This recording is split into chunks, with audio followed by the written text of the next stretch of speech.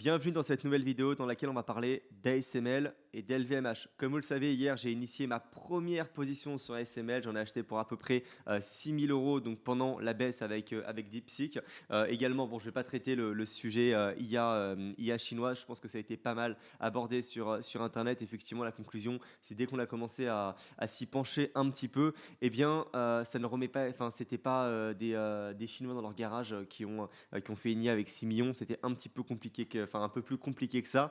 Et de toutes les manières, LVMH, c'est vraiment, enfin, ils sont au sommet de la chaîne de valeur, dans le sens où, enfin, ASML, excuse-moi, ASML là-dessus, voilà, ils ont vraiment un moat, mais qui est énorme. Autant, oui, effectivement, du OpenAI, donc du Microsoft, ou même à la rigueur, on pourrait mettre du évidemment Nvidia. Oui, là, ils pouvaient se poser une question, mais ASML, on est vraiment là sur un dégât collatéral. Ouais, il y a une prise de panique tout simplement. Alors sinon, de manière plus générale, effectivement, bah là on est déjà à plus 11% en préouverture puisque comme vous allez le voir, la publication est très très bien. Alors ça va être question des net bookings. Donc c'est des commandes nettes qui ont vraiment explosé hein, pour vous donner une idée. Donc là on était à 2,63 milliards et là on est remonté sur les 7 milliards. Même chose pour tout ce qui va être les ventes, donc les net sales. Donc on était à 7,80 et là on est à 9 et des poussières. Donc vraiment on a battu les estimations, donc c'est très très bien. Alors concrètement pour ce qui est de la publication que l'on a eue hier,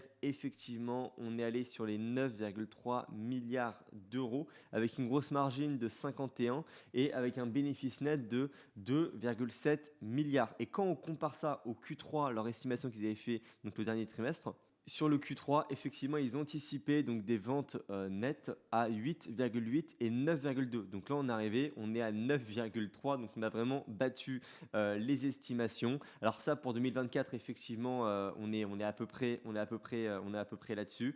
Et sinon, pour le 2025, là, pareil, ils n'ont pas changé leur guidance. Selon eux, on sera toujours entre 30 et 35 milliards de chiffre d'affaires pour l'année 2025, ce qui nous placerait encore une fois, vous voyez, si je me mets ici. Ça nous placerait vraiment à peu près, voilà, donc à, on va dire une borne à peu près à ce niveau-là. Donc ça, c'est pour ce point-là. Alors deuxièmement, hein, j'avais fait une grosse vidéo sur ma chaîne YouTube à peu près d'un peu plus de 30 minutes sur précisément voilà, ASML, la valorisation, leur anticipation, où est-ce qu'ils vont se retrouver en 2030, etc. Donc je ne vais pas pouvoir rentrer de nouveau dans ce détail, mais rappelez-vous, c'était question de Chine. Effectivement, la Chine, dans le Q3, donc le dernier trimestre, il nous avait dit que la Chine allait passer d'à peu près 50% de leurs revenus à 20%. Donc là, on a déjà eu cette premier effet. Effectivement, le Q3, on était à 47 et là, on est tombé à 27%.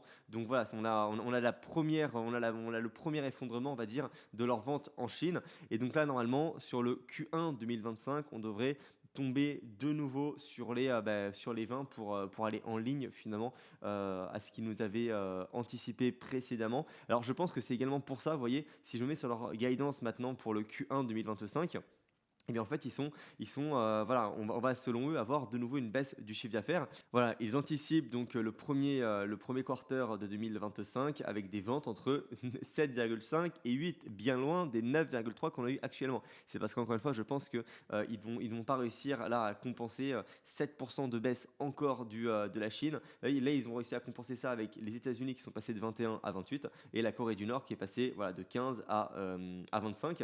Et effectivement, on a même Taïwan qui a légèrement baissé. Mais là, c'est vrai que si on a la Chine qui passe de 27 à 20, je ne pense pas que les États-Unis vont encore pouvoir comme ça exploser. Et même chose pour la Corée du Sud. Donc c'est pour ça qu'effectivement, on devrait peut-être se retrouver avec un Q1 qui sera un petit peu light, un peu léger. Mais bon, voilà, c'est ce qu'ils ont prévu. Et sinon, pour ce qui est du risque avec la Chine, peut-être qu'effectivement, SML se verrait interdire de vendre les machines DUV, donc les Deep Ultraviolets, c'est les machines pour faire des semi-conducteurs qui sont un peu plus gros, on va dire, que celles qui sont utilisées avec les EUV. Là, actuellement, ils n'ont pas le droit à SML de vendre justement les deep, excusez-moi, les extrêmes ultraviolets. Mais je ne pense pas qu'on va les interdire parce que de toute façon, à SML, l'énorme mode qu'ils ont, c'est oui, sur les deux, ils ont un énorme mode, mais c'est surtout sur les EUV. Donc sur les deep ultraviolets, c'est vrai que C'est vrai que je pense pas, voilà, qu'ils vont les interdire de leur vendre puisque c'est quelque chose qui est facile, enfin qui est trouvable, à peu près une équivalence, voilà, à peu près, chez les autres, constructeurs. Donc, voilà, voilà et puis sinon pour ce qui est vraiment du prix,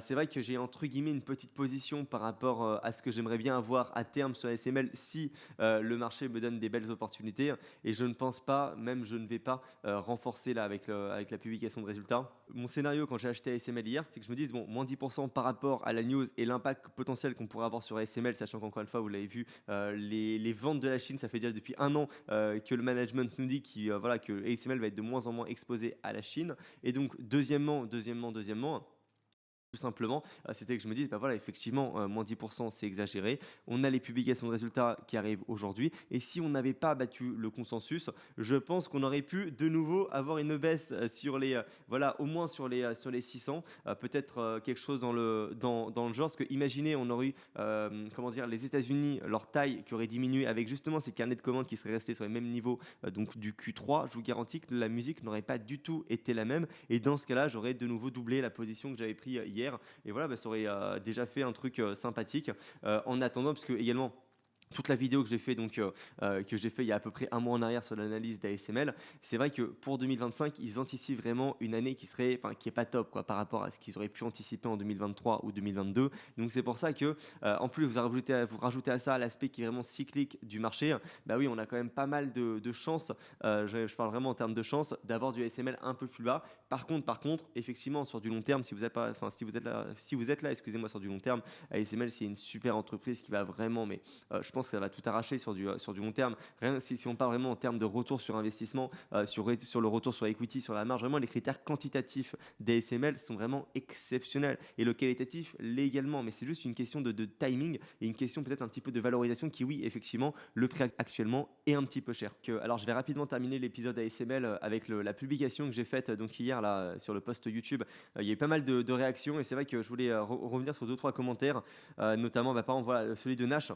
Bien qu'ASML dispose d'un mode important, il exporte beaucoup à la Chine, mais en fait non, voilà, c'est pour ça que je fais ce genre de vidéo, puisque non, ASML, là on parle de seulement 20% de ses revenus qui seront tirés de la Chine d'ici le Q1 2025. Donc c'est vraiment pas énorme. Donc vraiment l'exposition directe d'ASML qui est là la Chine, c'est pas énorme. Après oui, indirectement évidemment, on a une exposition, mais c'est voilà, c'est pas énorme. Alors après oui, effectivement la volatilité n'est pas facile à supporter, mais la volatilité justement c'est pas la volatilité n'augmente pas le risque si vous n'êtes pas en effet de levier sur votre actif. Ça vous fait qu'augmenter, par contre, les opportunités de l'avoir moins cher, puisque la volatilité, c'est l'écart type, et donc bah, vous avez potentiellement plus d'opportunités, comme justement hier. Voilà, hier, c'était une excellente étude, donc voilà là-dessus.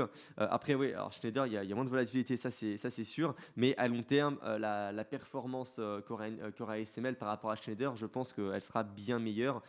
C'est d'ailleurs pour ça que j'ai ASML dans le portefeuille et pas Schneider. Et bon, voilà, de toute façon, à peu près, c'était ce genre de commentaires qui revenait.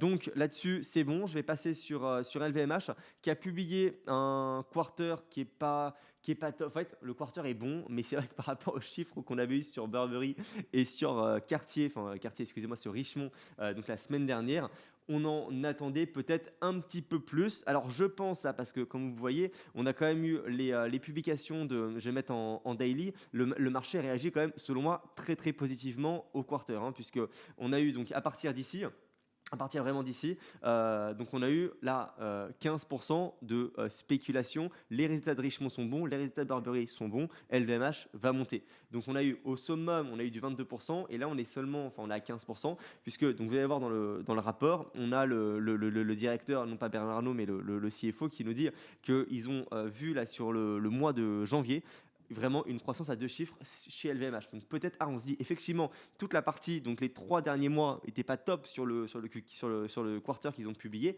mais effectivement, le mois de janvier de 2025 nous présage une très très bonne année 2025. Alors là où ils sont pas top, c'est surtout sur la division cognac et spiritueux. Donc c'est pour ça qu'effectivement c'est pas top pour Pernod Ricard, mais après c'est pas du tout le même portefeuille, hein. C'est pas du tout voilà le même portefeuille, donc je m'en fais pas. Et même sur cette division là, ça serait plutôt sur Rémi Cointreau. Vous voyez, c'est pour ça que Rémi Cointreau baisse beaucoup plus. Puisque voilà, le portefeuille ça va être LVMH et de Rémi Cointreau sur la partie cognac, on est vraiment sur quelque chose qui est beaucoup plus similaire que peut avoir voilà, du Pernod Ricard. Et donc, bon, on va le voir ensemble, mais sur la division, donc hop, alors je me mets ici vraiment sur la division purement spiritueux. Ils attendent selon eux vraiment un retournement de marché, donc de nouveau vraiment pas une explosion, mais une belle reprise d'ici 2 ans. Donc voilà, ça nous mettrait à peu près 2 ans. Après, on peut avoir plein de bonnes surprises, hein. Peut-être que l'année prochaine, ça sera bon. Bon, LVMH, vous connaissez, on va directement sur la slide de 17 et on va aller voir les revenus par zone géographique. Donc effectivement, on a du Japon avec une croissance à 2 chiffres. On est passé de 7%, donc voilà, 7% des revenus au Japon en 2023. Là, cette année, on est à 9%. L'Asie, on était à 31, on est à 28. Donc, on n'a pas non plus une baisse qui est vraiment catastrophique. On n'a pas une baisse qui aurait pu être dans la continuité de ce qu'on avait eu sur les précédents quarters. L'Europe, on a la même chose. États-Unis, on a 25-25 et les autres markets, on est à 13, donc une légère augmentation. Et vous voyez, par rapport à Richemont, ils ont tout explosé aux États-Unis. Même chose en Europe et même chose au Middle East, ce qui n'est pas le cas chez LVMH. Ok. Donc alors maintenant, on va aller plonger un petit peu plus. Voilà, ici, alors très très clair. Bon, je vais prendre l'organique, hein, parce qu'en fait, le repartier, on parle vraiment de taux de change, etc. Et d'ailleurs, je vais vous faire le résumé ici sur le rapport. On a effectivement en fait une croissance de 1%. Ok, une croissance de 1% si on enlève si on exclut les effets, excusez-moi, de change. Ensuite, après, quand on rapatrie, on va dire, les devises, par exemple, qu'on a vendues au Japon, eh bien, voilà, si le yen a monté ou a augmenté, eh bien là, on a un écart. Et c'est justement ce qui fait que sur l'année, on a du négatif de moins 2%. Mais sinon, en termes de vente, encore une fois, on a du positif. Alors là, c'est là où ça tape, hein, moins 14%, effectivement. On n'a pas réussi à répercuter, on n'a pas réussi à diminuer les coûts assez rapidement. Et donc, bah voilà, on se retrouve effectivement avec une operating margin qui est en légère baisse. Un operating free cash flow, voilà, du plus 30%, donc ça c'est très positif.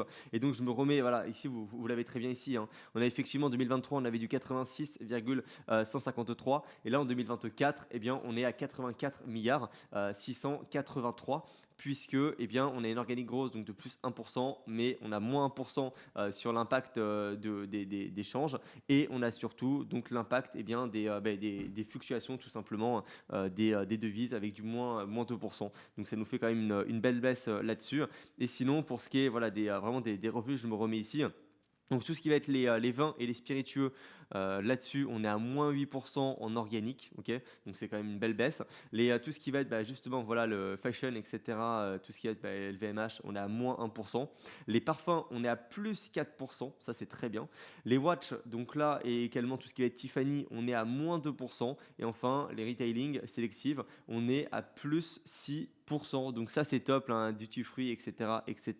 C'est top là-dessus. Bah écoutez, je pense que j'ai fait le tour sur LVMH. C'était vraiment pas un quarter qui était super intéressant. On n'a pas eu on va dire de surprise ni de quelque chose de négatif. Effectivement, moi c'était vraiment ce sur quoi je tablais en termes de rapport. D'ailleurs, comme vous le savez également, LVMH, ça commence à être une grosse position dans mon portefeuille.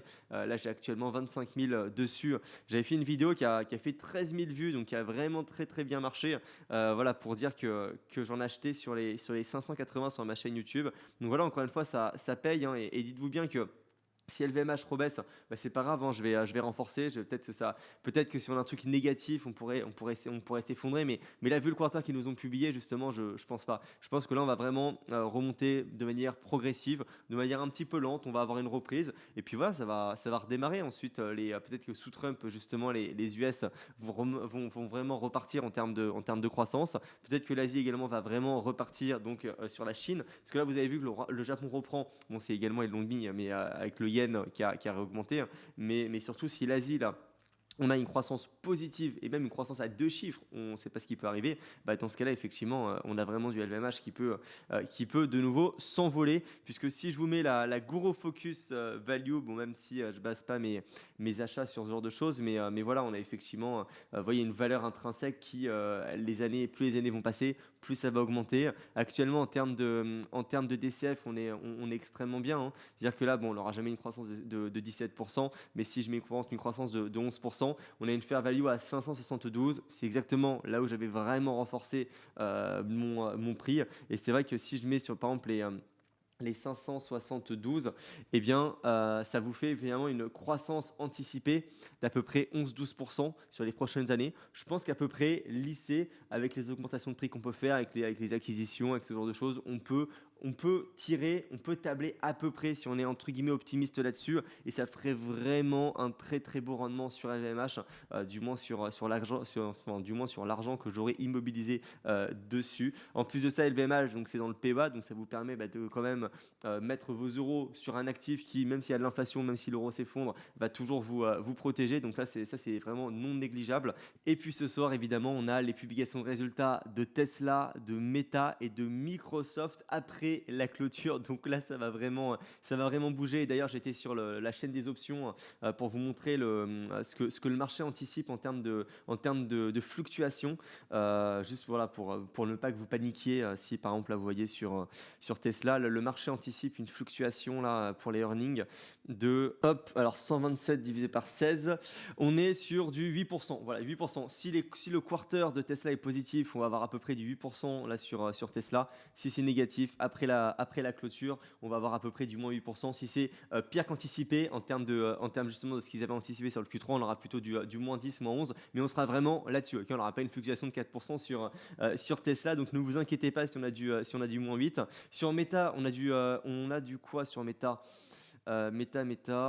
Normalement, c'est un peu moins volatile hein, au quarter. Ouais, vous voyez, on a du 98. Donc, on a 98 sur 16. On a du 6. Voilà, on a du 6. Donc, on a du 6% on a du 6% de fluctuation. Et je vais terminer par Microsoft. Hop. Alors normalement, hein, ceux qui connaissent, ceux qui ont fait des études de finance, c'est la racine carrée du temps, excusez-moi, de 256. Mais étant donné justement que le carré de 256 c'est 16, on divise par 16 la volatilité et ça donne les écarts types journaliers. C'est beaucoup plus simple. Ça évite d'aller sur les machines à calculer. Sur internet. Alors donc là on a que 60. Vous voyez le marché, c'est vrai que ouais, c'est dingue hein, comment à chaque fois le marché est beaucoup plus on va dire sûr sur du Microsoft. C'est tellement une boîte qui est diversifiée par rapport aux autres. Là, on anticipe une fluctuation de seulement 3,75. Quoi. Ouais, donc, on a du Tesla à peu près du 8, du Meta du 6 et du Microsoft du 3,75. Voilà. D'ailleurs, j'ai vendu mon call sur Téléperformance. Hein. J'avais acheté un call sur les 81, un call de très long terme. Vraiment, voilà, j'avais acheté le truc là, en décembre sur les 81 pour jouer l'augmentation. Donc, j'ai pris 30% de bénéfice sur mon call. Et je pense que je vais allouer le cash justement sur Crocs.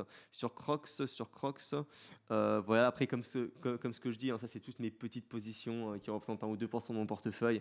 C'est vrai que là-dessus, c'est pas du tout. Voilà, j'ai pas des énormes convictions. C'est clair qu'on n'est pas sur des boîtes comme Realty Income que je garderai sur du très très long terme ou même évidemment hein, du Google. D'ailleurs, là, il faut que je vende mon call puisque il arrive bientôt à échéance là, dans un an. Dans un an, donc il faudrait parce que là sinon la valeur temps va commencer à augmenter là-dessus, donc je vais le rouler, je vais prendre l'échéance 2000, ouais je pense que je vais prendre 2027, ouais, janvier 2027, ouais c'est ça, de 700 jours. Donc voilà, et puis sinon pour terminer la vidéo, il me reste à vous rappeler évidemment le magnifique groupe communautaire School. On est 800, bientôt les 1000 là pour février pour sûr. D'ailleurs je vais vous poster quelque chose de très très sympathique là pour les 1000 premiers donc voilà, qui vont être sur le School. Vous n'allez pas être déçus là-dessus, je vous en dis pas plus. Donc il y a effectivement toute une partie, c'est gratuit, hein, donc toute une partie communauté, toute une partie classroom avec plus de 3 heures de formation gratuite pour les débutants, donc vraiment la bourse version débutant, un cours d'1 heure. Pour les ratios financiers, donc là c'est vraiment RE, ROA, bref la totale, tout ce qui va être la ratio de profitabilité, excusez-moi. Et ensuite un énorme cours pour les personnes qui maîtrisent déjà les concepts actions sur les options, toutes les stratégies, etc. à mettre en place avec les options. Donc vous avez directement le lien directement, excusez-moi, en description. Encore une fois, vous n'avez même pas besoin de créer de compte. Et puis, on se retrouve dans une prochaine vidéo. Également, vous avez mon Instagram dans la description sur lequel je poste évidemment du contenu bourse, comme vous en doutez. Et puis voilà, on se retrouve, je pense, pour une vidéo peut-être demain ou après-demain sur la publication de résultats de Tesla, de Microsoft et de Meta si on a des news. Donc voilà, j'étais en train de regarder, ça va être assez sympa. Donc je vous laisse là-dessus. Bonne journée.